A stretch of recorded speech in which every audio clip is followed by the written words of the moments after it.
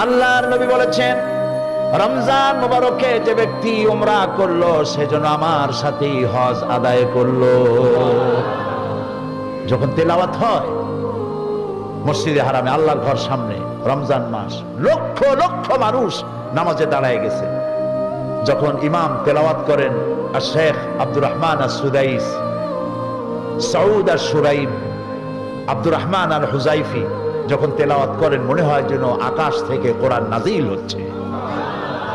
নামাজে কান্দাকাটি আমি জীবনে এর বাইরে কোথাও দেখি নেই। নামাজে কান্দাকাটি, ইমাম কান্দেন, জাহান্নামের আয়াত, জান্নাতের আয়াতগুলি যখন পড়ে ইমাম নিজে কান্দে, আর গোটা হারাম জুড়ে কান্না রোল পড়ে যায়। গত 26শে রমজান মক্কা শরীফে আমি ছিলাম। রমজান মুবারকে যাওয়ার একটা তৌফিক আল্লাহ করে দেন প্রতি রমজানে। পত্রিকাগুলি লিখেছে পরের দিন 30 লক্ষ লোক উপস্থিত ছিল লাইলাতুল কদরে। কি কান্দাকাটি শুরু হয়ে গেল যখন তেলাওয়াত হচ্ছিল। কোরআনের মতো মজা পৃথিবীতে আর কিছু নাই। সুবহানাল্লাহ। এই যে কোরআনের গান গাইলো মশিউর রহমান, আল্লাহর গুণগান করলো, প্রথমে কোরআনের গান গাইলো, কেমন লাগলো? আমি মিনু ভাইকে বলতেছিলাম যে মিউজিক ছাড়াও যে গান কি সুন্দর হয়।